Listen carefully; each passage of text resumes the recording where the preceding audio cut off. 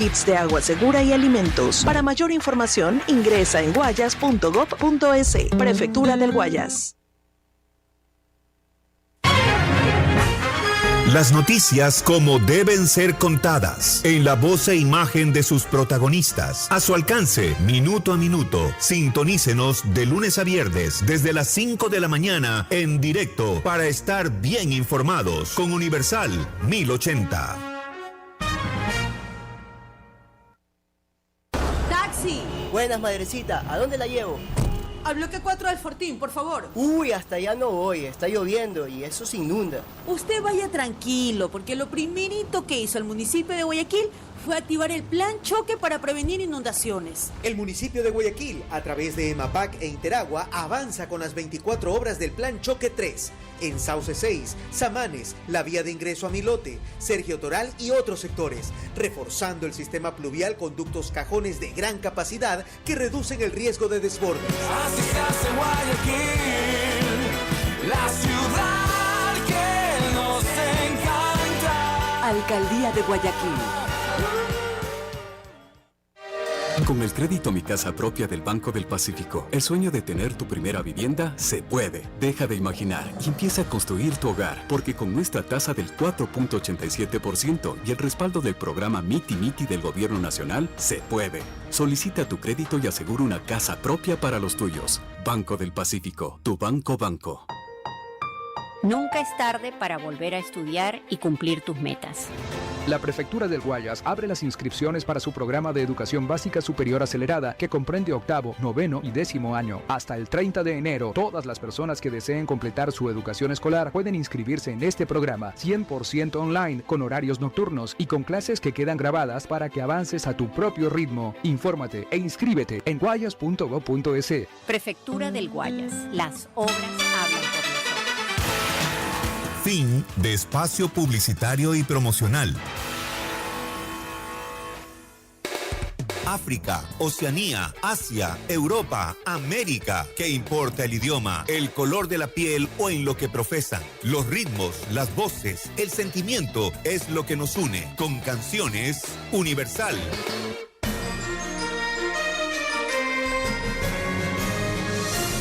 Con Banco del Pacífico, pagar los impuestos prediales a tiempo es posible. Hazlo fácil y rápido desde banca móvil, banca virtual o cash management para tu empresa. También puedes pagar en nuestras agencias o en los puntos Mi Banco y aprovechar el 10% de descuento hasta el 15 de enero. Además, difiérelo hasta 12 meses con Pacificar. Banco del Pacífico, 7 de la mañana con 3 minutos. Ya vamos a estar en diálogo con el asambleísta Andrés Castillo, que ya lo vemos conectado en la línea del Zoom. Comprar tu casa y pagar tus deudas se puede. Con el crédito Mi Casa Propia del Banco del Pacífico, el sueño de tener tu primera vivienda se puede, porque con una tasa de interés de tan solo el 4,87% y el respaldo del programa Miti Miti del Gobierno Nacional se puede. Solicita tu crédito en agencias del Banco del Pacífico, tu banco. 7 de la mañana con 3 minutos. Asambleísta Andrés Castillo, representante del oficialismo de la provincia de Pichincha. Buenos días, bienvenido a Radio Universal 1080 AM. Julio Orellana le saluda. Asambleísta, ¿cómo le va? Buenos días. Julio, buenos días. Qué gusto saludarle. Qué bonito poder comenzar el día en su emisora. Un saludo para usted y su audiencia. Muchas gracias, asambleísta. Bueno, uno de los asambleístas más queridos y hasta incluso algunos lo terminan hasta criticando u odiando, asambleísta, ¿no? ¿Qué tal estos días en la asamblea que dicen, usted se pelea con todos, dice? Bueno, es el accionar político, ¿no? Es decir, cuando uno pretende hacer un liderazgo efectivo, cuando uno representa a su gente como tiene que hacerlo, genera pasiones, ¿no? Amores y odios. Pero felizmente es la mayor cantidad de gente, la gente buena, la gente honrada, la gente decente, la que se levanta todos los días a trabajar. Los periodistas que están siempre pendientes de que las cosas se hagan bien, son los que nos respaldan, son los que me apoyan. Y yo no voy a cambiar mi temperamento ni mi forma de actuar, porque yo estoy convencido, Julio, que si es que uno no es capaz ni siquiera de defender lo que uno cree o piensa, ¿de qué forma va a defender lo que cree y piensa la gente? Así es que a mí me tiene absolutamente sin cuidado, sino más bien con el corazón lleno de gratitud con toda aquella gente que apoya, que nos sigue en las redes sociales, que me da una mano, que está siempre ahí. Más bien yo feliz, contento y con ganas de seguir. Y usted se defiende con pruebas, ¿no? ¿Qué opina esto, asambleísta, de que ya le pusieron una denuncia por parte del asambleísta Cons Córdoba? Y ante esto, ¿cuál es el procedimiento que usted va a tomar? Mire, yo soy abogado de profesión. A mí me han pagado toda la vida por pelear. Yo peleo profesionalmente. Entonces, estoy en mi cancha, digamos, en mi campo. Y cuando los abogados peleamos, no peleamos ni gritando, ni sacando el dedito malcriado, ni tomando fotos mientras el otro interviene, ni tapándose con la espalda de los compañeros para maltratar al que está hablando. No, no. Nosotros discutimos con argumentos, con pruebas, con documentación, etcétera. El señor Córdoba ha presentado una queja ante el CAL diciendo que yo he hecho un ataque racial en contra de él en la sesión de la semana pasada. Luego dice que yo he insinuado que él tiene algún tema de discapacidad intelectual. Después dice que yo le ataco porque es el único que está al frente de la fiscalización de los temas petroleros. Yo no conozco ni la voz del señor Córdoba, ¿no? Casi me habla en el pleno, pero es tigre para gritar, para insultar, para interrumpir al resto. Así es que ahora que vamos a estar en esa discusión, yo estoy preparando mi defensa y entre una de las cosas que le estoy pidiendo al CAL es que la audiencia de juzgamiento de mi potencial sanción sea presencial, sea en vivo, sea transmitida a través de las redes de la Asamblea Nacional, para que el pueblo del Ecuador pueda ver si es que tengo o no tengo razón. Lo de fondo, Julio, es que la discusión no se dio ni porque uno es más bonito o el otro es más feíto, o el otro es quiteño, o el otro es de provincia, no. La discusión se dio porque el correísmo se rehúsa a que el Ecuador de una buena vez tenga una ley de repetición, una ley que es tan necesaria para el país, una ley que la gente conoce como una ley para recuperar lo robado. No ganamos nada teniendo gente presa o gente fugada si es que no recuperamos la plata que se pierde por sus irresponsabilidades. Y en ese debate nosotros estamos a favor de continuar con el trámite de la ley de repetición, de mejorarla, de pulirla, de hacerla más efectiva, de que sea una ley responsable para el país. Y el correísmo, en cambio, estaba sobre la línea de archivar, de que no exista una ley de repetición en el Ecuador, porque eventualmente pueden haber ahí funcionarios que quieren seguir robando con impunidad. Yo a eso me opongo y eso a ellos no les gusta. Y un debate que generó mucha polémica porque a raíz de esto también el presidente de la Asamblea, Nils Olsen, tomó la decisión de que ya los asambleístas no deben faltar ese respeto. En caso de hacerlo, se les va a silenciar el micrófono. ¿Cuál es su opinión acerca de eso? Que me parece perfecto, que me parece muy bien. Nils Olsen es un tipo bueno, es un tipo de alma grande, es un tipo sano, es un tipo de buena fe. Pero yo tengo que decirle que el debate político es agrio, es ácido, ¿no? Y cuando yo intervengo, no utilizo términos que achacan delitos a nadie, ni que insultan a nadie. Yo utilizo el idioma de Cervantes y el idioma de Cervantes es bastante rico para poder decir cosas sin decirlas. Del otro lado, en cambio, no tienen ningún problema en decirnos terroristas, delincuentes, inútiles, esbirros. Bueno, nos han dicho de todo, porque en cambio el léxico de muchos de ellos es bastante limitado, ¿no? Como no leen ni Condorito mientras están afeitándose, no son capaces de hilvanar una frase que tenga una mediana coherencia y una mediana elegancia, ¿no? Pero, bueno, yo estoy dispuesto a someterme a lo que el presidente Olsen disponga, pero obviamente voy a dejar claro que yo no me voy a dejar ofender y tampoco voy a dejar ofender a mis compañeros, que esa ha sido la constante del correísmo y esa fue una de las razones de la bronca de la semana pasada. Sí. Parece decir, ¿no? Los asambleístas de RC en contra de Andrés Castillo y Andrés Castillo en contra de los asambleístas de RC. Asambleísta, sobre la detención de Nicolás Maduro se abrieron muchas preguntas. El tema de recursos, financiación hacia ciertos expresidentes, a ciertos organismos políticos. Acá se ha comenzado a rumorar, también a investigar acerca de los fondos que utilizaba Revolución Ciudadana para la campaña de la candidata Luisa González. ¿Se está investigando eso? ¿Han pedido que se investigue el tema de los orígenes de los recursos utilizados, asambleísta? Yo no quisiera estar en los zapatos de los correístas ahora, Julio. Ayer, o antes de ayer, escuchando las declaraciones que hace el señor Diosdado Cabello en Venezuela, a mí se me cayó el poco cabello que me queda al oír que decía que algunos de los gobernantes de Latinoamérica que recibieron plata de Venezuela ahora ni siquiera les contestan el teléfono y que lamenta mucho aquello. No ha de ser pues que el señor Maduro, que para Correa era un tipo bondadoso y pacífico, haya financiado solamente al señor Petro, haya financiado solamente a la señora Sheinbaum, haya financiado solamente al señor Evo Morales y al Ecuador nada.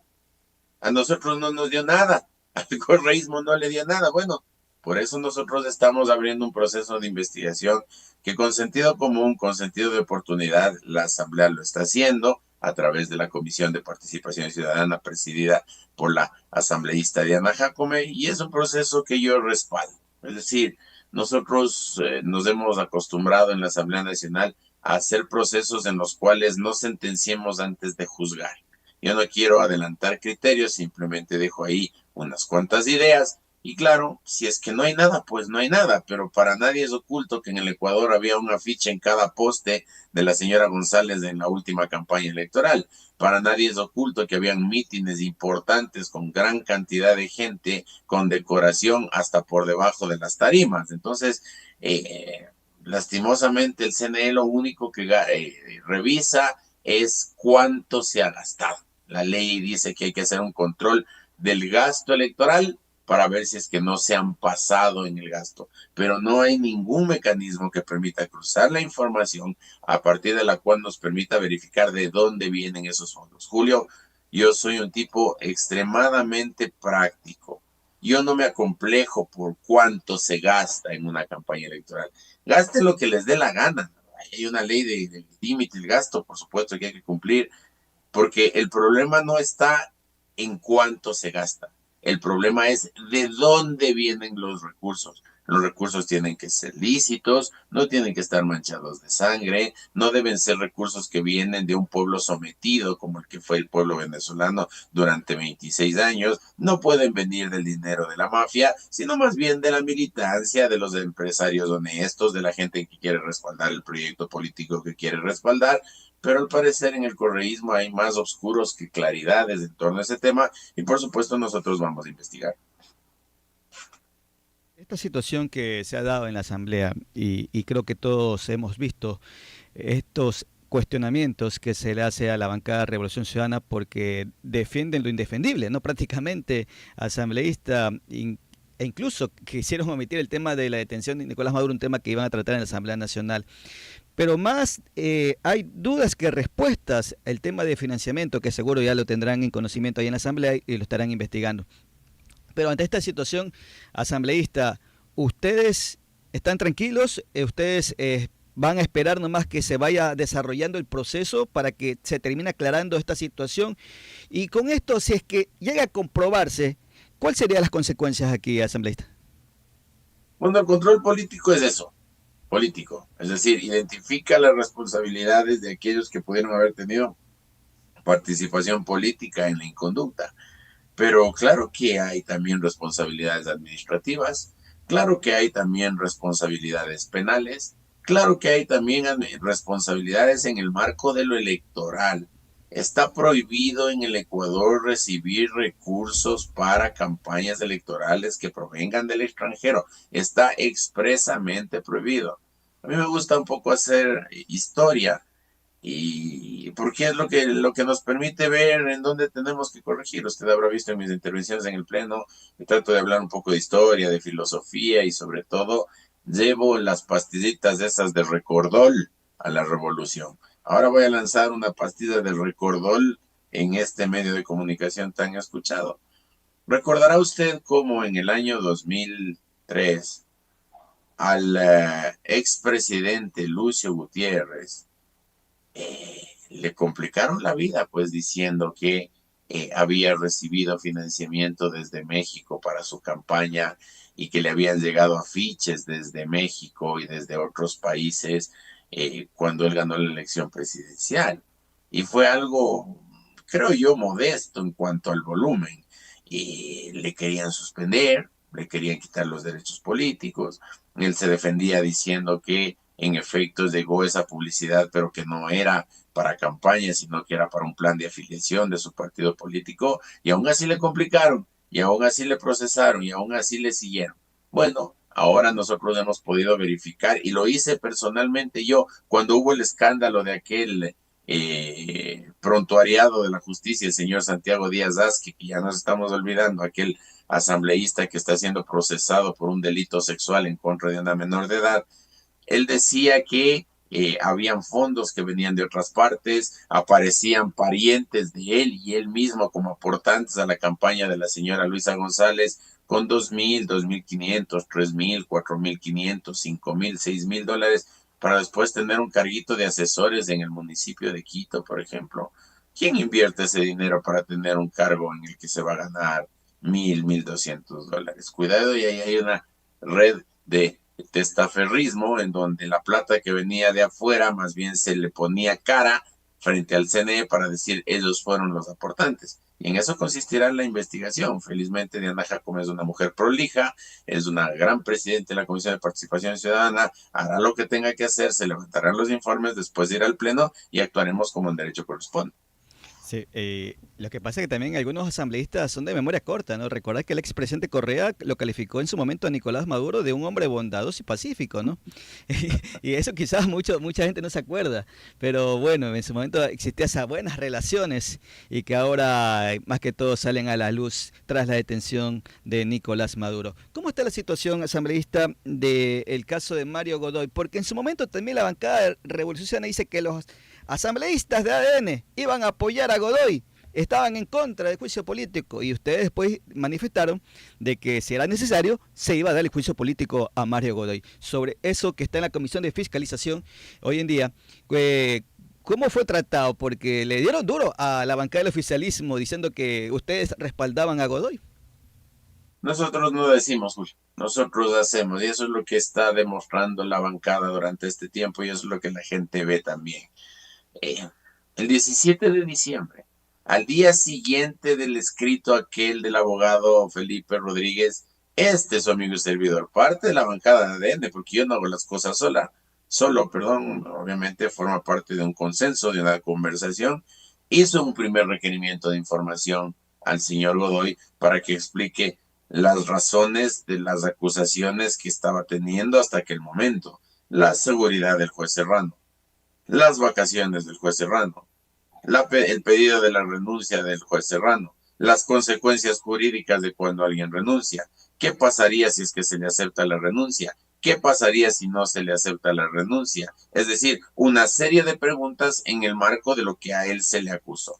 Pero el presidente de la Asamblea, asimismo, con la visión que le caracteriza, no solo se quedó en el requerimiento de información que hice yo, sino que también convocó al Pleno de la Asamblea Nacional para que el señor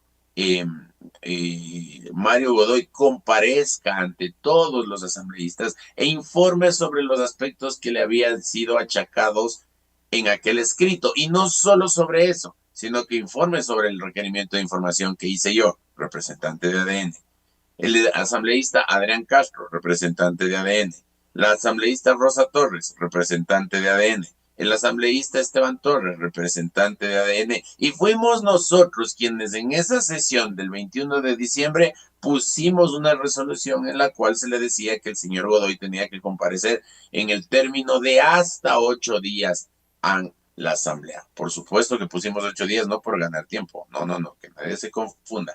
Pusimos 8 días porque tenemos una constitución que dice que todos los ecuatorianos tienen derecho a tener un tiempo prudencial para preparar su defensa. El correísmo quería que vengan en 48 horas. No porque le interese aclarar las cosas, sino porque quería tapar con tierrita lo que iba a pasar el 24 de diciembre, que era la audiencia de juzgamiento del caso AAA del señor Aquiles Álvarez, aquel caso del presunto tráfico de combustibles. Y después de eso, cuando Godoy comparece a la Asamblea Nacional y dice lo que dice, somos nosotros mismos los que salimos a los medios de comunicación a decir que en efecto lo que el señor Godoy ha sido inconsistente, insuficiente, que estamos insatisfechos por lo que el señor ha dicho y por lo que el señor ha presentado y que nosotros apoyamos el juicio político. Y después comenzó todo lo demás, es decir, se ha calificado el juicio político, se ha hecho lo que se ha tenido que hacer en el marco de lo que establece el artículo 80 de la Ley Orgánica de la Función Legislativa,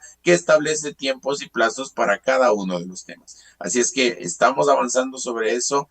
participaremos del proceso de sustanciación del juicio político. En caso de existir una sesión de interpelación, participaremos en la sesión de interpelación, y sobre el voto no le puedo decir nada todavía, Julio, y lo lamento y usted me entenderá, porque eso sería adelantar un criterio. Y adelantar un criterio puede dar pie para que cualquier juez de Manglar Alto, de Calceta, de cualquier lado, pueda estar dando acciones de protección o medidas cautelares y esto se alargue más de la cuenta. Así es que prudentes, con los pies de plomo, pero firmes en lo que tenemos que hacer como legisladores. Asambleísta, es difícil sesionar con un grupo que siempre va a estar en contra de lo que ustedes hagan. Digo esto porque desde que sesionaron han existido inconvenientes. Por ahí creo que en los primeros días existía el acuerdo y parecía que todo iba a ser paz, pero ya después existió una clara división al interior de la Asamblea Nacional. Es difícil sesionar, es difícil proponer ciertas leyes cuando un grupo de asambleístas va a estar en contra de lo que ustedes propongan. Para eso está la oposición, Julio. Yo en eso entiendo la política y las dinámicas, ¿no? La oposición está justamente para eso, para oponerse. Pero lo que a mí me llama profundamente la atención es que no hay ninguna medida alternativa por parte de ellos, ¿no? Es decir, uno está bien que se oponga, que no esté de acuerdo, pero presentemos una alternativa. Y le voy a hablar de un tema específico y que a la gente le llama la atención, le preocupa, está pendiente. Los temas de inseguridad, Julio. Nosotros hemos presentado la ley contra el lavado de activos. Hemos presentado la ley para la extinción de dominio. Hemos presentado la ley para que los menores de edad sean sancionados como adultos cuando cometen delitos graves. Hemos presentado la ley para que no prescriban los delitos que tienen que ver con el crimen organizado. Ahí por lo menos le cuento 4 de al menos una docena de proyectos de ley que hemos presentado, que son aprobados finalmente por el Pleno de la Asamblea, porque gracias a Dios tenemos la mayoría y esa mayoría se sostiene. Pero la revolución se opone siempre cuando se habla del crimen organizado. Le da estupor, le da prurito, le da urticaria, ¿no? El hablar del crimen organizado y de las sanciones que tienen que haber en contra de ellos. Ellos más bien hablan de derechos humanos, ellos hablan de debido proceso, ellos hablan de proteger al delincuente, ellos hablan del derecho que tiene el delincuente para defenderse en libertad. Y hasta ahora, Julio, yo le invito a usted y a su audiencia que es tan numerosa. Entremos un ratito a la página de internet, a la página web de la Asamblea Nacional y veamos cuántos proyectos de ley en contra del crimen organizado ha presentado a la Revolución Ciudadana. Ni uno, pero ni uno, ni uno. Le voy mi cabeza que no han presentado ni uno. Y cuando nosotros presentamos y debatimos, se oponen, gritan, patalean, saltan, sacan el dedito malcriado, se dan la vuelta, le toman fotos, le filman mientras usted está hablando, hacen una transmisión de TikTok de los discursos de los de ADN, para mientras nosotros estamos hablando, ellos en TikTok retransmiten diciendo su punto de vista y ofendiendo a los asambleístas. Entonces, bueno, ya nos estamos acostumbrando. Lo bueno es que los seres humanos somos seres de costumbres y nos estamos acostumbrando a tener que debatir en ese ambiente. Felizmente, la democracia dentro de la Asamblea se impone y la mayoría termina resolviendo lo que el pueblo pide. ¿Cuál es su opinión acerca de la Corte Constitucional, abogado, debido a esto que también ha sido como un obstáculo dentro de las propuestas del presidente Daniel Noboa? Hay que lamentar la posición de la Corte. Si bien es cierto, la Corte Constitucional es el garante de los derechos fundamentales, también es cierto que ellos mismos tienen que administrar una constitución que está concebida en el marco del neoconstitucionalismo moderno. Ese neoconstitucionalismo que dice, por ejemplo, que el ser humano está por delante de cualquier actuación, que la Constitución es de directa e inmediata aplicación, que los jueces constitucionales tienen la facultad de interpretar la Constitución para el pleno ejercicio o goce de los derechos fundamentales de las personas. Y han pasado un montón de cosas en la Corte, ¿no? La Corte echa abajo, por ejemplo, la ley de inteligencia, diciendo que es más importante el derecho a la intimidad de los delincuentes que el derecho a la vida de la gente. En días pasados sacan una sentencia en de la Corte Constitucional que dice que la Constitución expresamente prohíbe que el capital privado invierta en el sector eléctrico. ¿Qué será más importante?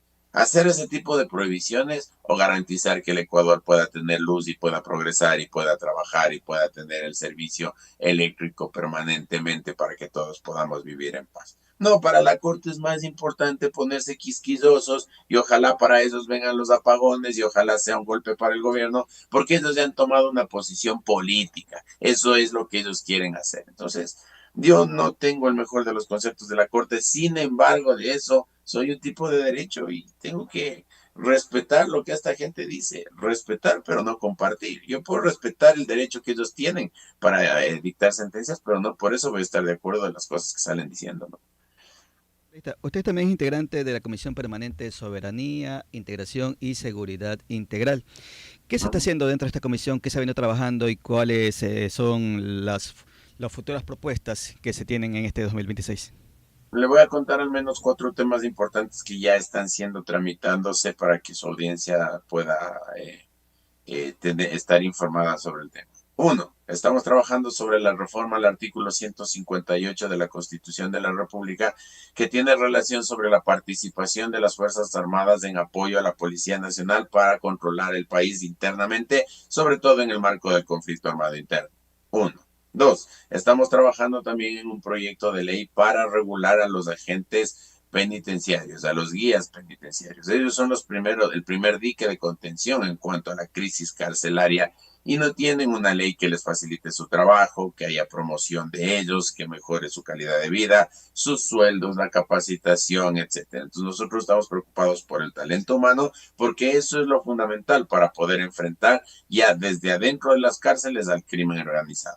Tercero, estamos llevando adelante la elaboración de la ley de ciberseguridad. En el país y en el mundo ya estamos viviendo una época distinta de criminalidad. Por ejemplo, con un clic a usted le pueden vaciar la cuenta del banco. Con un clic a usted le pueden cambiar los datos informáticos en cualquier institución. Con un clic a usted le pueden eliminar de los registros del Instituto Ecuatoriano de Seguridad Social. Con un clic le pueden hacer un montón de daño porque la ciberseguridad no está lo suficientemente fortalecida y dentro del sistema informático de las instituciones tampoco hay reglas que ayuden a que la seguridad sea la constante. Y a eso hay que sumarle, Julio, la violencia en las redes. Mujeres atacadas, personas atacadas, injurias, calumnias y todo lo que pasa. Y finalmente, que es una ley que yo le voy a poner particular énfasis por lo que está pasando,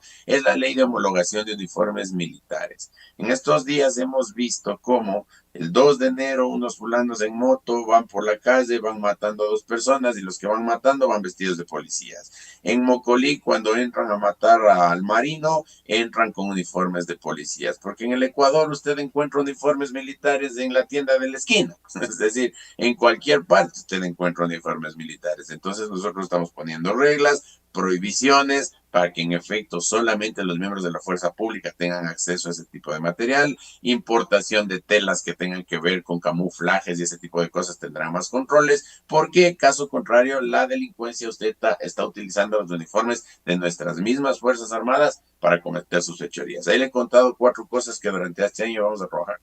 Y son temas muy importantes, ¿no? Ojalá que se puedan ir dando también y se puedan reflejar a beneficio del país. ¿Cómo le fue en este primer encuentro que se estuvieron en lo que es la reunión de dirigentes de Pichincha? Hubo mucho respaldo y muchos aplausos para usted, asambleísta. Sí, porque yo fui un candidato de territorio, Julio. Yo sí creo en esa dinámica de la política a la antigua de estar con la gente, ¿no? Cuando uno hace política ahora, los consultores políticos dicen, no, hermano, no te desgastes, mejor en las redes, haz un buen video, subes a TikTok, te ve más gente. Pero yo pienso que la política tiene que ser eso, el contacto con la gente, el abrazo con la gente, el conversar con la gente. La gente necesita sentir al político, verle, tomarse una foto, saludarle, presentarle los guaguas, ese tipo de cosas hay que hacerlas y yo estoy dispuesta a hacerla y mis compañeros también. Así es que tuvimos un evento bonito de una parte de la provincia de Pichincha, eso nosotros tenemos que aclarar, ¿no? Una convención que llegó a tener entre 4 y 4.500 personas en un estadio en Calderón y que tenía que ver solamente con las 33 parroquias rurales de Quito, da la muestra de que ADN es un proyecto vigoroso, en crecimiento, etcétera.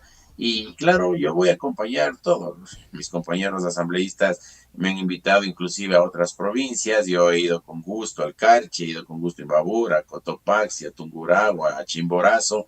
He estado ahí acompañándoles porque creo que la política tiene que profesionalizarse y adicionalmente nosotros los representantes políticos tenemos que aprender a escuchar a la gente y para escuchar a la gente no basta un posteo en el TikTok. Para escuchar a la gente hay que estar con la gente. Y eso es lo que estamos haciendo. 7 de la mañana con 30 minutos. Nos gana el tiempo, asambleísta. Y yo siempre le digo a mis invitados que terminemos con un mensaje de positivismo, un mensaje de esperanza para el país. Y desde su puesto de trabajo como asambleísta, representante de la patria, ¿cuál es ese mensaje que le brindaría al pueblo ecuatoriano ya en este 2026? Que trabajemos todos los días por alcanzar nuestros sueños, Julio. Porque cuando uno trabaja por alcanzar sus sueños, hace que el país crezca también. Cuando uno lucha todos los días para mejorar su condición de vida, mejora la condición de vida del país también. Y nosotros los ecuatorianos somos gente de ñeque, somos gente de empuje. A mí me encanta, por ejemplo, ir a Guayaquil, porque uno ve la solidaridad que hay entre la gente, el apoyo que ustedes se dan, cómo la gente emprende desde cosas tan elementales como vender un vaso de cola en el malecón de Guayaquil o en las calles de Guayaquil, como ponerse grandes empresas donde la gente va a trabajar con ñeque y con decisión. Mientras nosotros trabajemos de buena fe, Dios bendice y apoya. Al Papa Francisco alguna vez le decían, oiga, no se tome el mate que le da la gente cuando usted se pasea en la plaza de San Pedro, le van a matar envenenado. Y él decía, a uno no le va a pasar nada en la medida en que haga las cosas de buena fe porque Dios le protege. Si usted, amigo, amiga, usted, Julio, salen todos los días con la bendición del Señor y con el ánimo de hacer las cosas con buena fe, seguramente le va a ir bien y seguramente va a llegar a su casa con la satisfacción de haber cumplido su labor. Eso hago yo todos los días. Yo me levanto y le pido a mi Dios y al alma de mis padres que me iluminen, que pongan en mi boca las palabras que mejor convengan para representar a la gente como tiene que representarles, y llego a la casa tranquilo, con la conciencia tranquilo, y duermo 8 horas cuando puedo, a veces menos, pero no por falta de ganas, sino por falta de tiempo. ¿Prometen no pelearse mucho este 2026, asambleísta? No, no le prometo. No, muy bien. Asambleísta Andrés Castillo, le queremos agradecer por este espacio muy importante y a la vez que nos ha brindado para que la ciudadanía tenga conocimiento de sus actividades como asambleísta representante de la patria. Que tenga un excelente día jueves. Igual a usted y su audiencia. Gracias por invitarme y espero volverle a ver pronto. Estaremos hablando en otro momento porque hay muchos temas todavía que tratar, asambleísta. Muchas gracias. Vamos a la pausa, 7:32, y ya regresamos con más en Radio Universal.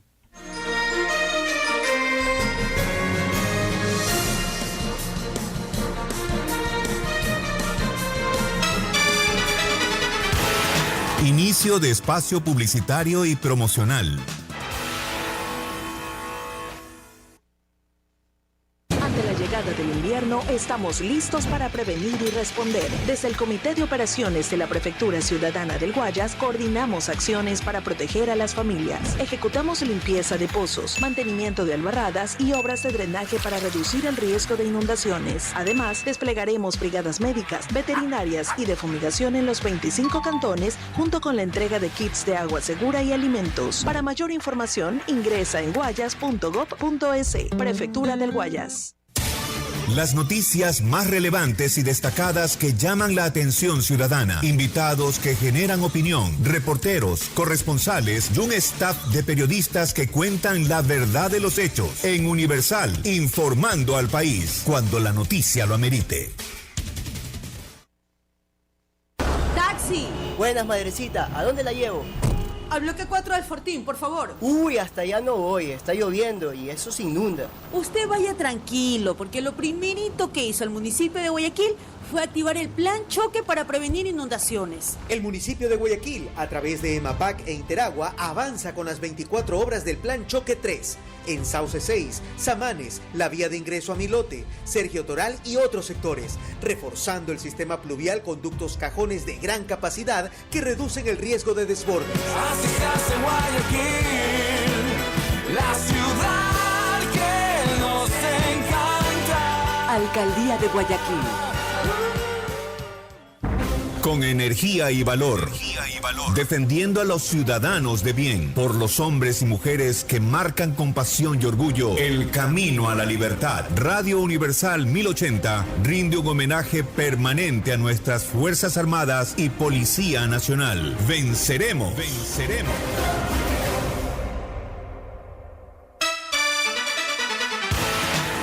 Fin de espacio publicitario y promocional. Excelente entrevistador. Es la nueva y mejor camada de periodistas. Hace tiempo dejó de ser aprendiz. Joven talento, sereno y dedicado. Julio Orellana Reyes es parte de Universal informando al país. Responsable de toda la emisión de noticias en las redes sociales. Julio Orellana es la voz azul de Universal 1080.